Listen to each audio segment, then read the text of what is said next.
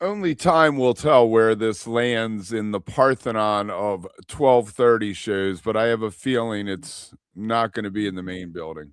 The pantheon of 12, the eve before New Year's Eve. 12:30 is historically the night.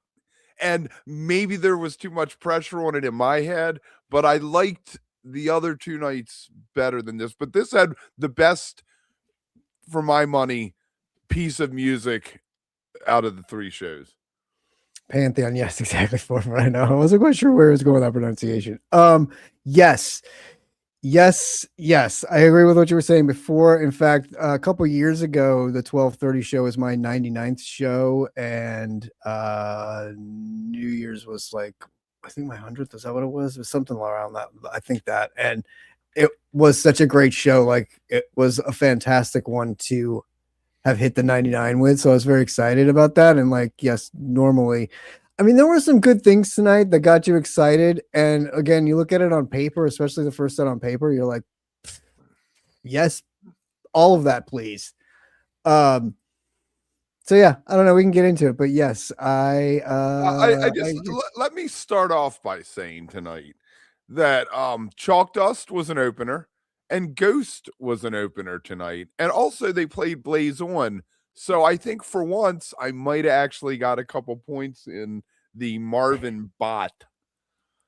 The Marvin picks. Good job. Good job. But I wasted my tweezer. Anyway, all right. Sandwiches. It seems like it's been a sandwich smorgasbord the last two nights. It has been a theme. And we got the Chalkdust, Moma Chalkdust, and really liked it. The Moma was unfinished. Fun. Let's have fun with it, Trey. Good for you. And tonight's opener, as opposed to last night's opener, was a very good, like, tone setter, get going, like what I was talking about last night, how you kind of want to get that. And if it's going to be something surprising, this was an awesome one to choose because it's a rocker. It's fun. It obviously, like Benji said last night, they don't play like they used to play, so you're going to get it a little bit slower, but look at that. 12 points tonight. Nice job, Kev. I guess that puts me in the also ran category. That's it. Oh, hey, look who's here tonight. What's up, Jason? Good to see you, man. Welcome. Always good to see Jason. Loved the Moma in the middle, though. I thought that was really fun. Great place for it. Unfinished, weird, kind of came in and floated into it, and then sort of back in the Chalkdust to wrap it up. So that's cool. My third place too. I see that. That's a jump, man. Thank you. That was a jump. You got to hold it. So, lots of folks were saying, "Oh, damn, sorry, Nico, my bad." I'm looking at it. Jared. Everybody was, they're gonna do an A train. There's subways on the shirts, this and that, and it's gonna be a whole train set. It's gonna be the real you, just so you know. But back on the train, he blew that out of the water right away for everyone. I absolutely love this song. I don't care that it's two chords and it's basically doesn't matter. What song does it say? It reminds me of some Grateful Dead song. It's just got that mid-tempo gallop to it and yep. shuffle. It's got that little. I'm surprised that I like it when it's, like usually like night one or whatever, because it's a great like welcoming in song, like at Dick's or at an MSG run. Like when it's the first night of a run, I always like it in there. I'll take it anytime though. It's fun. 8 minutes. It's always got that compact jam unless they really take it out there, but it did its job in I guess the 4 spot you can call it, but really is kind of the 2 spot. So, yeah, great. And then one of your favorites, next. I just disagree with you so much on this. Like, I love both of them. I love the slip to fall line. I love the rockingness of the song. It's in a perfect spot here too. Like, you needed it right here. It totally rocked. The music still rocks. It's still as punk as they get. Besides maybe a Big Black Freight Creatures from Mars, where has that been? Yeah, I know. Oh, Monsters is the gag song. I like See, that. then you can get a big black furry creatures of Mars with that theme. They can do a whole monster theme. Frankenstein. But Exactly. they already did Wolfman's brother, and Billy That's Strings true. did that shit on Halloween. That's true. That's true. But great, actually, great placement. 7, like it's fucking perfect. This is where, not that the whole set wasn't awesome, because like again on paper you're like, this is a lot of like 1.0 juiciness love in here. That's fantastic. But I really feel like from Axilla, Divided Sky, the Blaze on whatever, to Reba Through That Melt was just awesome. So this is where it started the volume turning up. And right. I'm okay with one composed piece per set. And I know everyone's like, Divided Sky and Reba are 2 of the greatest things ever written, but I don't, And the Divided Sky is probably the one I would drop. If I would shelve a PHiSH song, it would probably be Divided Sky. An old one, like a Warhorse. Like some people say they shouldn't play Tweezer for a tour or something, I don't think we get it that much though, do we? I don't feel like it's that like out there that much. I mean, I don't think one live. I feel like it's at least 3 times, 4 times a tour. Okay. Yeah. And they they do free only like 4 times a tour. No. Yeah, they at least opened with 4 shows with it this past year. Anyway. I always like it. 14 minutes. It's such a beautiful song. It's one of my favorites. Obviously, like we know, is the first one that they played at Red Rocks that year, which was my first show. Oh yeah, that was so good. Maybe it's spoiled for me from those kind of moments.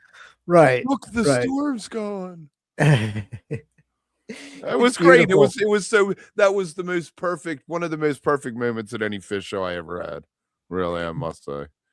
I agree. Don't play Tweezer at all for it, but I'm with you there. That would be cool if they did the 4 nights and didn't play a Tweezer. But they have 3 sets tomorrow, so you're probably getting the Tweezer to like open the second or something. Open the show. That would be hot. I like Blaze One at 8 minutes. I'm much more a fan of Blaze One being a song. It has a defined beginning and end and has a nice solo in the middle of it. It doesn't, for my taste, need to push it to 20 minutes. Yes, I couldn't agree more. I like it in a spot in the first set. It kind of just sits right there. 8 minutes. You don't have to like do a lot with it.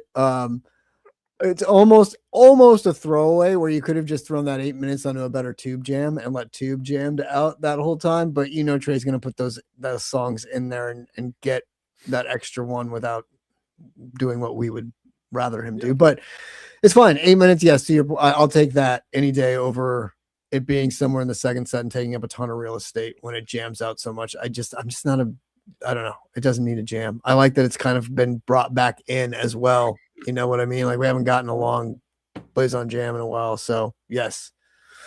It is. Tube. I love Tube. Tube's fantastic. We got the Tube and the first Tube. I wonder what the stat is on that, how often they both appear in the same PHiSH show. I know Trey used, it probably pops up more.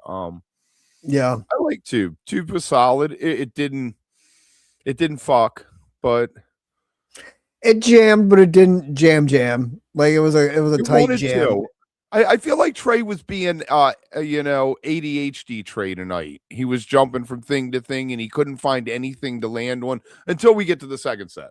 But in this first set, he kind of cramming a lot in that he knew he wouldn't be able to play tomorrow night is kind of what it felt like. Like it felt like all of a sudden like we're at night 3 and there's a bunch of songs that wait, my list. Let me get my list down. Right. Like Mike said, like he comes in with 80 songs and he whittles it down to 40 and then 20 and then I think he still had like 40 on there and he's like, fuck, man, we got a lot of songs we got to get through. Like maybe that's why he skipped the part of Reba, because they wanted to make sure they had enough time. Right, exactly. He's like, we can cut here. It's like editing. We can cut this part. We can cut this part.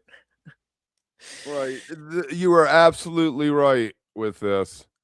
It did not have the, hey, take me home feel to it that it normally does. It was kind of like, hey, maybe we could have coffee tomorrow. Maybe we could hang out tomorrow. I don't know. Maybe we could hang out. No whistling. Beyond that, I mean, I don't know if Trey he had a senior moment at the end. saying thank you and then Thank you, and then another playing one more Yeah. song. I know, again to And he's done time. that. Yes. That's like the 4th time this year he's done that. Yeah, I know. It's My funny. highlight of the set for me was the melt. Solid. I just that's the space I live in.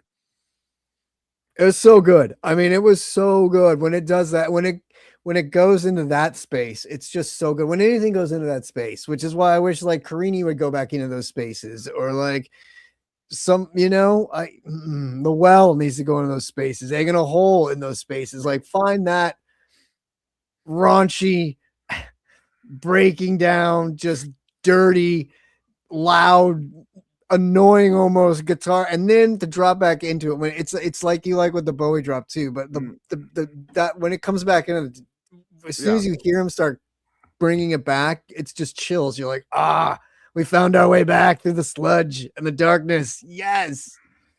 Highlight. Beautiful. I loved it coming out of that Reba. I thought the Reba jam was beautiful. Obviously the Reba Bliss moment is always fantastic. So I really like the contrast of like having that sort of blissy Reba and then going into this like absolute meltness was awesome. A great 1-2 punch. Like way to go out on this. This was as good as Antelope and Fluffhead were the last 2 nights as a set 1 closer. This 1-2 punch was fantastic. Like fantastic. Your odds on favorite tomorrow night for the first set closer is Walls of the Cave. Yeah. Okay. Or No Man's. Yes. I think it'll be a Walls of the Cave. Yeah. Okay. Yeah, you're right. I feel like we always get one of those over the New Year run. I have to like look at the numbers, but we'll see. All right, so tomorrow we're going to do this again. We might even do 2 member hangs if you're over on volume and you're an all access member. We definitely will be between 1 and 2. Haven't drank in a couple weeks. I'm thinking I'm going to go out and get a 6-pack tomorrow since my kid got me sick with her cold. I figure the alcohol and the cold and having to stay up the extra 2 hours. Get some Bacardi 151 or some Everclear, Kev. Like shoot that shit right out of you. Right. Oh, Circus Comes to Town theme. That is my absolute favorite PHiSH cover. I just it's brilliant that he chose that Los Lobos song. That's a whole nother story. Friday, if you're on volume, we do the morning show Mondays and Fridays at noon Eastern, 9 Pacific. We do the morning show. Liv will be back next week. Scott Marks, we're looking at having him come on. Benji might come back on. We'll do the whole post-mortem of the 4 nights. And coming up, we're going to get back into things. We have some Wook clubs coming up, some other stuff like that. And hopefully a lot of fun stuff in the new year. It's a new year, Kev. Tomorrow's our last day of 25. We got big plans in 26. Big plans. And thanks everybody for the change this year going over to volume. It's been great. Thank you we got 210 members over there now. Thank you guys all for signing up over there and following us over there. We got big things to come over there as well. So, and check it out. Not just us, check out the streaming every night. There's some cool venues like Shakedown Bar in Vale, like the Bitter End. There's some cool the Bitter End always has something. Yeah, always playing good music every night, and it's all free. So yeah, there's more than just us. All right, let's get into this meaty. Ghost should always open a set. It should never close a set. Just the open-ended, I feel like when Trey closes a set with it, he's looking at the clock. When he opens with it, he's like, if we have to drop a song, we drop a song, or we cut something later, and they let it really breathe. This one almost right away got away from the heavy funk and went into a more bliss thing, and they rode that for most of it, and just beautiful. I think these first 3 songs were all really, really pretty playing from Trey, especially the light. The light, I'm gonna go, is my highlight of the night. But go with Ghost. Let's go. The light is your highlight. Yeah, the jam and light. The jam and light was so beautiful. It was very calming, and I could see it on a meditation tape or something. Okay.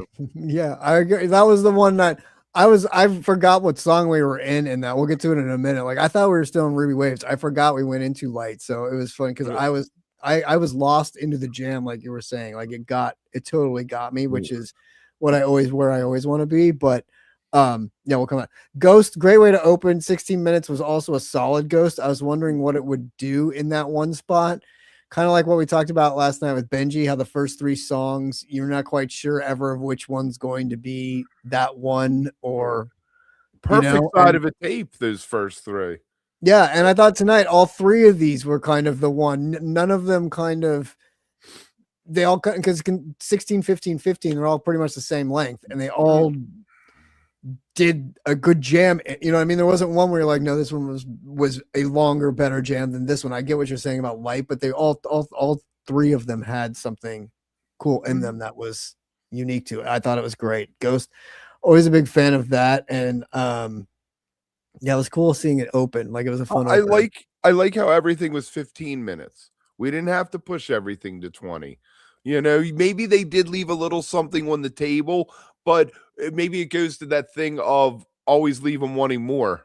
I feel like the Ruby Waves was the one that definitely could have gone longer into it. Like, I felt like that was like when he went into Light, I was like, oh, the transition to Light was good though. I mean, it was the segue. Like, most of the transitions have been good. Like last night's, we had a couple really good ones. So like, yes, it was fine. It was just I wasn't thinking. Savvy. I was like, "What's up, Savvy? How's it going, man?"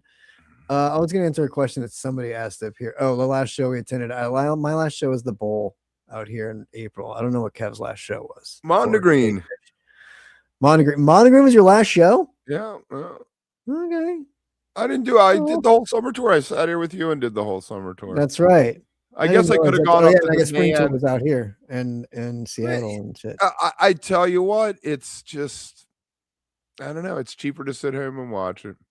And I know people say you have to be there. I think somebody might have said that a few minutes. Hey, amazing show, had to be there.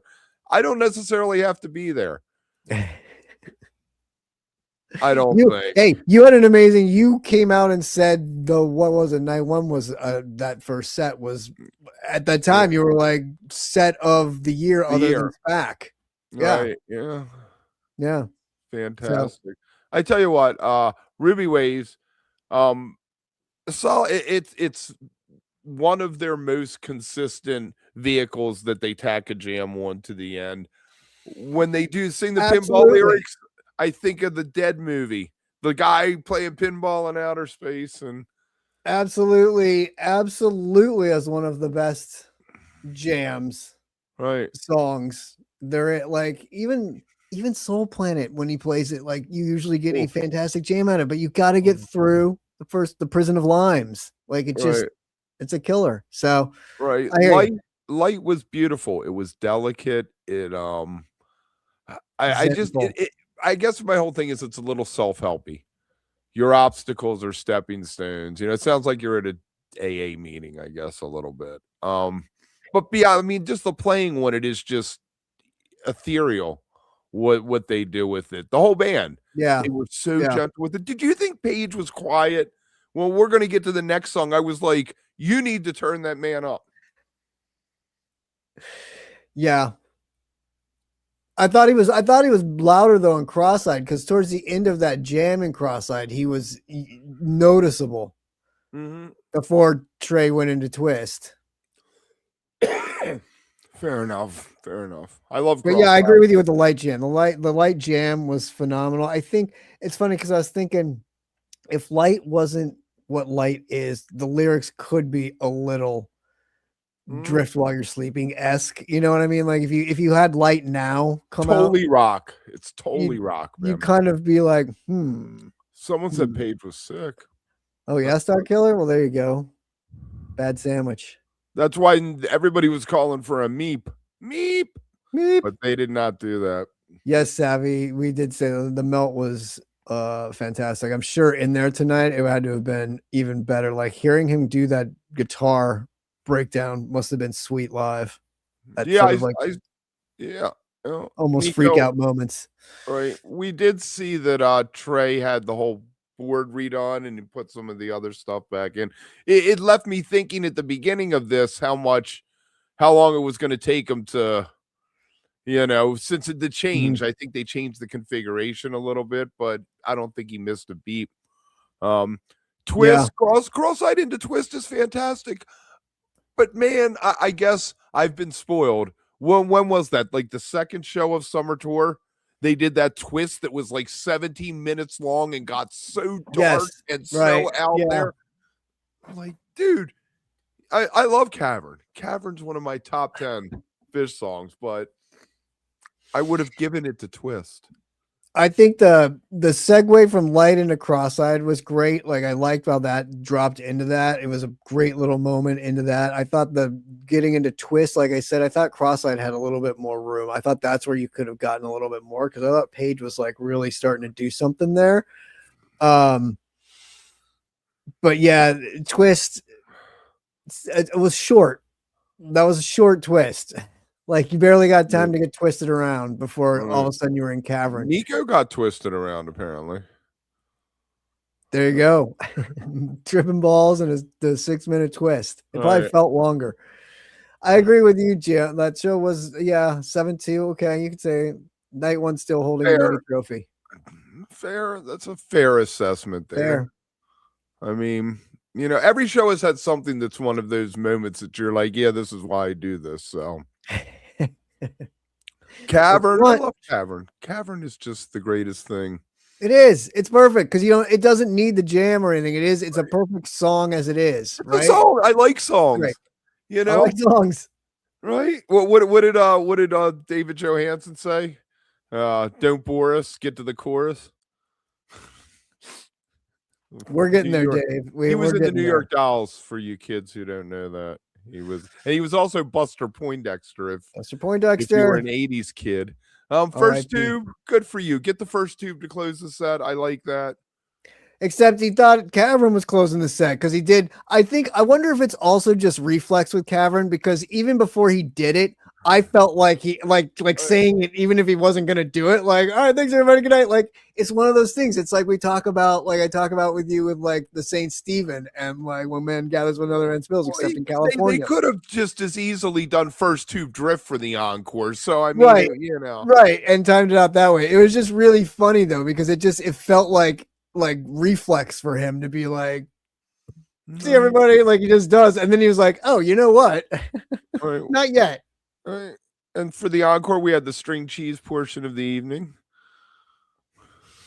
What do you think? Let me ask you this. What do you think Mike is thinking when Trey is doing his dance around during first tube? Not when he does his Jedi move, but when he first steps out in front of everything and does his like side to side.